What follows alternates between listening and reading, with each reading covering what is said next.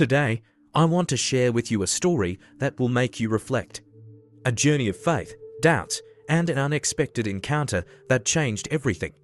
Before we start, don't forget to leave a like, subscribe to the channel, and activate the bell so you don't miss any incredible testimonies like this one. I am Marcos Silva, and today I will tell you something that changed my life in such a profound way that, to this day, I don't know how to explain it. On September 22, 2023, something happened to me. I was declared dead for 10 minutes and lived an experience that goes beyond death, something so impressive and terrifying that it changed the way I see the world and every breath we take. What I am about to share with you is not just another near-death experience or an illusion caused by trauma. What I lived through, folks, was the raw truth about life, violence, and the weight of our eternal choices. But before I begin, take a moment to subscribe to the channel, activate the bell so you don't miss any content like this, and leave your like if you also believe that our choices have repercussions that go far beyond what we can imagine. Before I tell you what happened on that fateful day, it's important to understand who I was. I grew up in a simple house in Rio de Janeiro, the son of an army officer and a literature teacher. My father, Colonel Carlos Silva, served in the Brazilian army for over 30 years, always with great pride in the medals he received.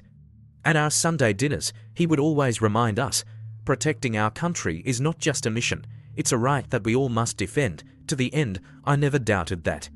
After all, as his son, how could I question the man who taught me everything about honor and duty?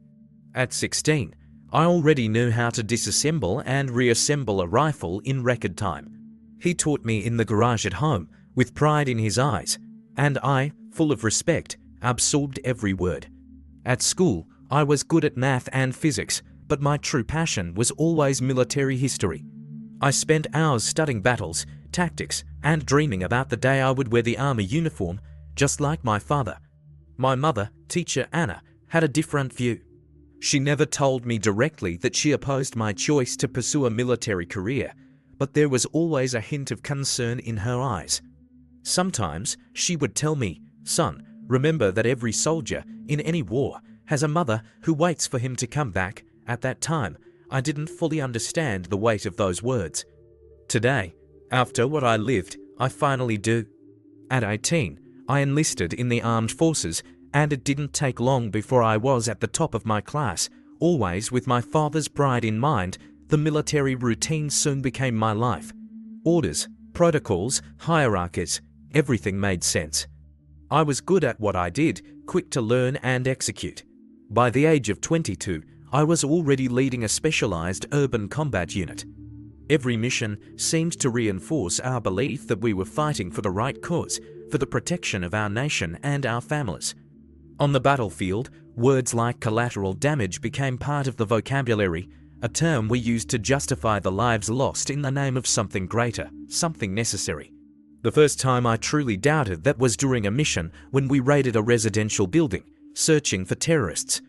We found what we were looking for, but we also found families, children who woke up in the middle of the chaos. A little girl, with terrified eyes, looked at me as I passed by her bed with my weapon raised. The mission was a success, but that image stayed etched in my mind. I learned to deal with the images and nightmares. I put everything in a box inside me, a place where the necessary things were kept, so I could continue believing that I was doing the right thing. The morning of September 22, 2023, started like any other. The sky was clear. The heat was already warming the ground as I prepared for a patrol in a neighborhood being monitored for suspicious activities. My unit was on alert, but I, with all the experience I had accumulated over the years, knew exactly how to move efficiently and silently.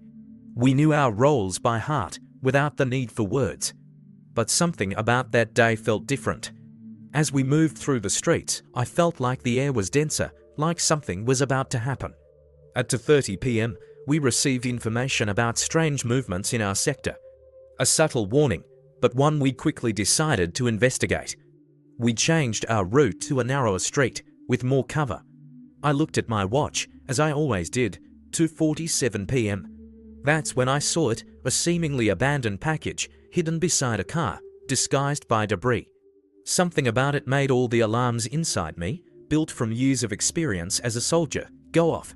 I stopped, signaled to the team, and started the standard threat evaluation protocol. But I couldn't finish. The world exploded around me. What happened next, I can't fully explain. But the last thing I thought was, so this is how it ends, and then darkness consumed me. When the world returned to me, I was in another place. The physical pain of the explosion had become something distant, almost irrelevant. What I was experiencing was a place without time, a shapeless void. There was no weight, no breath, no sound, just pure consciousness, without limits. I was, so to speak, outside my body, far from everything familiar around me. I sensed presences. They weren't visible in the traditional way, but I perceived their existence in a unique manner. They were like currents of energy, of consciousness. Some were familiar, souls of soldiers who had fallen in battle, while others seemed completely alien, beyond my understanding. It was then that I heard the voices. They started low, like whispers, and soon became a choir, coming from all sides. Each voice carried a story of regret, of anger, of loss. Those voices touched me in a way I can't fully explain. The most striking were those of lives lost to violence. Those people weren't just lamenting their deaths. They were expressing something much deeper, a pain that transcended death itself. As I moved, or maybe was moved, I saw flashes of my life, scenes from battles, operations, decisions we made. But this time, I saw everything differently. I saw every death we caused from all sides, and I felt the consequences, the wounds left on families, on communities, on entire generations. Each decision, each order given, was connected to a chain of suffering and loss that I had never understood before. As I moved through that reality beyond death, I realized a pattern. All those who were there were facing the truth of their actions, not just their deaths. Many soldiers, from all sides, were there, Israelis, Palestinians, Americans, Russians, all confronting the consequences of the choices made on the battlefield. I saw their expressions of anguish as they realized the impact of the deaths they had caused, not just to their enemies, but to their own souls. But what shocked me most was seeing the innocent souls. They weren't suffering like the others. They were just silent witnesses, watching everything with immense sadness. Children, families, innocent civilians, killed in bombings, in shootings. Their eyes carried no hatred, only a deep sadness that pierced my soul. They were there, in a place without judgment, but their presence, their pain, was more powerful than any condemnation. Then something even deeper happened. I saw a boy. He seemed familiar to me. When I looked closer, I realized he was one of the boys who had died in one of our military operations, when we shot at a building without knowing it was a shelter for civilians. He was exactly the same way I had seen him at that moment, with terrified eyes, his body wounded. But now, in his eyes, there was a wisdom and a pain that no human being should bear. As I got closer, a wave of images flooded my mind. I saw his mother singing to him before bed. I saw his sister playing with him just minutes before the tragedy, and I felt every bit of her hope crushed at that moment. Every life he would have touched, every dream he would have lived, was now a future erased. This, more than anything, made me understand what collateral damage truly meant. As this vision deepened, something astonishing happened. I began to understand the interconnection of all souls. Every life, every act, every choice was intertwined in a web far beyond our human understanding. Each time someone died, it wasn't just a soul lost, it was a hole in the very fabric of reality. I realized that, no matter how much we tried to justify our actions, every act of violence, no matter how necessary it seemed, caused damage that spread through the fabric of all existence. And then, I realized what was before me. It wasn't just a judgment, as I had imagined. It was an opportunity to understand the universal truth, to look at all my actions and decisions and see, in their full context, how they had affected the world. The pain we caused to others wasn't something that was limited to the present moment. That pain reverberated through time, affecting generations, communities, and even the future that would never exist for those who had passed. It was then that the presence became even more intense. A force so pure and powerful that, beside it, everything I knew seemed infinitely small. This presence, I knew, wasn't just any entity, it was something divine. A timeless wisdom, something that transcends any human understanding. Then, this presence manifested in an unexpected way, Jesus Christ. Not as the tranquil figure we see in paintings or religious literature, but as a figure of absolute authority, radiant with power, love, and justice. His eyes were deep, as though they held all the answers to suffering and the choices we make. And as he looked at me, it seemed as if he saw every fragment of my soul, every moment of my life, every mistake, and even every regret. Jesus approached and spoke my name. It was the first time in my life that I truly understood the meaning of unconditional love. He didn't look at me with judgment, but with such deep compassion that I felt both exposed and embraced. It was as if he already knew everything about me, my choices, my beliefs, even the moments when I doubted my own humanity. And that's when the true revelation happened. He made me see all my actions, all the lives I had touched. But this time, I didn't see them just from my point of view. He made me see everything from his perspective. I experienced the pain of every life I had taken, but also the pain of every life that had been shattered by my actions. I saw the anguish of families who had lost loved ones, the fear in the eyes of victims, the pain of people who had never even been involved in the conflict, but who paid the price for violence. I felt the sadness of mothers, fathers, children, all those who suffered in silence, all those who paid for the necessity and the justification, but also, Jesus showed me something beyond suffering. He showed me the opportunity for redemption. He wasn't there to condemn me, but to give me a choice. What he offered was not a second chance, but a transformation. He revealed to me that the true mission of my life would no longer be to destroy, but to heal, to build, to reconcile. He told me that the skills I had learned in my military life, the courage I had to fight, were not given to me to cause destruction, but to protect, to restore. He showed me a path where the forces of violence, hatred, and fear could be overcome by the power of understanding, peace, and love. I knew that this choice wouldn't be easy. Jesus warned me about the price I would have to pay. The transformation he offered wouldn't be well received by everyone. Many would call me a traitor, others a coward. Those already immersed in the culture of combat, in the mentality of war, would probably consider me a deserter. I knew that. There was much to lose, but at that moment, something inside me changed. I could no longer ignore the truth I had seen. The images of death, of suffering, of lives destroyed in the name of a greater good, all those voices I had heard, the look of the girl, the face of the boy. All of this made me understand that what I was doing could no longer be justified, not anymore. I looked at Jesus, and in his eyes, there was something that couldn't be denied. It was love, it was truth, it was the chance to live a life that was truly just. I didn't know how, but I knew I had to try. And with that, the words came spontaneously. Yes, Lord. He smiled at me, a smile that lit up my entire soul, as if all creation were being renewed in that moment. Remember what you saw, he said. Remember that every soul is precious, that every life matters. Now, go and show the world that there is another way. He touched my forehead, and a wave of healing, of light, of love, and purpose surrounded me in a way I cannot fully describe.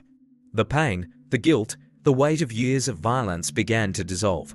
That touch didn't just heal my body, but my whole soul.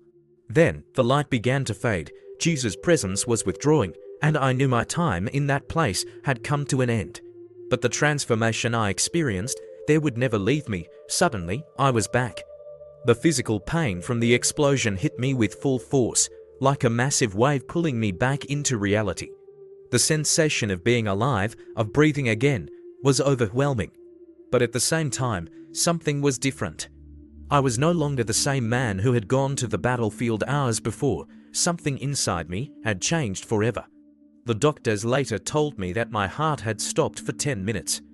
10 minutes that, in the physical plane, seemed like an eternity, but in the spiritual plane, were only a fraction of a moment. The physical recovery was difficult, but the hardest part was dealing with what had changed inside me. How could I return to normal life after such a transformative experience? How could I continue with the same job, with the same people, when now I saw the world with different eyes? The decision was difficult, but clear. Shortly after, I submitted my resignation letter from the army. It wasn't easy, and the reaction from everyone around me was one of astonishment, of incomprehension. My father, the man who had always defended the honor of war and the value of sacrifice, didn't know how to deal with it. For him, I was betraying everything he believed in. My commanders suggested I was suffering from some kind of post-traumatic disorder. And my unit colleagues ... Well, some looked at me with contempt, others with confusion. I didn't know how to explain what I had lived, the truth that was now imprinted in my soul. I didn't know how to tell them that, while I was dead, I saw the eternal impact of our choices, the way violence, pain, and death perpetuate themselves from generation to generation. How could anyone understand the weight of such a profound vision? But I knew I couldn't go back. I knew I had to live according to what I had seen. Although my decision to leave the army was personal and deeply spiritual, I knew the journey didn't end there. I didn't want to just change careers. I wanted to change the way I lived, how I saw the world and the people around me. Using what I learned during my military career, I decided to invest in something that would be the true mission of my life: reconciliation. I started a peace project, something that brought together ex-soldiers, civilians, anyone who had lived through the pain of conflict, from all sides. I knew that, no matter how difficult it was, the stories and experiences shared had the power to heal wounds that seemed immeasurable. The money I received from my army retirement was used to found an NGO focused on peacebuilding and conflict resolution programs. We worked with ex-combatants from different sides of the conflict, creating safe spaces for them to share their experiences, heal traumas, and, most importantly, understand each other's pain. Of course, it wasn't easy. Many still saw me as a traitor. My old war colleagues couldn't understand my choice. Some even accused me of being weak, of abandoning the values that had united us. But for every person who walked away, there was another who came closer, someone who saw the truth in my journey and actions. Over time, we began to see results. We saw enemies becoming friends, hatred transforming into understanding. Small victories, but victories that reminded me every day of the divine purpose I received in my experience beyond death. Today, 5 years since that day, what I lived through hasn't faded. In fact, everything has become clearer over time. The lessons I received, the transformation I underwent, continue to guide my actions every day. I look back and see that my preparation, the years I spent in the army, weren't in vain. Everything was preparing me for a different battle, a battle against the powers of hatred, fear, and division that continue to fuel conflicts around the world. Now, my mission is no longer to fight enemies on the battlefield, but to combat the divisions that exist in our minds and hearts. My military training gave me the courage and ability to work with extreme situations, but now I use them to unite, to heal, to build bridges where there were once walls. Yes, I still believe in protecting the innocent. But now, the protection I stand for is the one that comes from mutual understanding, peace, and justice. I believe that all of us can be agents of change, regardless of our past or the difficulties we've faced. True strength comes from the ability to change, to evolve, to choose truth, not violence. The memory of that girl, the face of the boy, still stay with me. They are not ghosts that haunt me, but symbols of everything we can still do to transform our world. Every child we help heal, every soldier we guide toward peace, every community we reconcile is a small victory. And in each of these victories, I feel that we are closer to the world Jesus showed me, the one where peace, compassion, and truth reign over pain and division. I am not a perfect man. I have made mistakes, made wrong decisions, and caused suffering, as we all do. But what I learned in that experience beyond death is that we always have a choice. We can continue living in ignorance of the impact our actions have, or we can choose truth, redemption, and responsibility. What I saw was a divine revelation, but also a message for all of us. Every soul is precious, and every life matters. Our choices, no matter how small they may seem, have eternal consequences. I don't know what my future will be like, nor do I know where this path will lead. But I know that, as long as I live, my purpose will be to help create a world where violence is no longer seen as a solution, where people see each other as equals, and where the wounds of the past can be healed through understanding, forgiveness, and love. The experience I lived, the 10 minutes that passed like an eternity, were not just a call for me. They were a call for everyone to reflect on how our actions affect the world, how each of our choices resonates not just in our lives, but in the lives of everyone around us. What I ask of you, who are listening to me now, is simple. Think about your choices. Ask yourself, if one day you were faced with the full truth of your actions, how would you feel? What would you be willing to change? Because, in the end, we will all face that moment, when the divine truth will be revealed to us. And when that happens, the only thing that will really matter will be, what did you do with the life you were given? Today, I am a transformed man, not by chance or destiny, but because I chose to see the world in a new way, a deeper and truer way. Death gave me that perspective, but the decision to live according to it is mine. And that decision is within reach for all of us. We don't need to wait for a dramatic event to change. Transformation begins within each of us the moment we choose to live with more love, more empathy, and more compassion.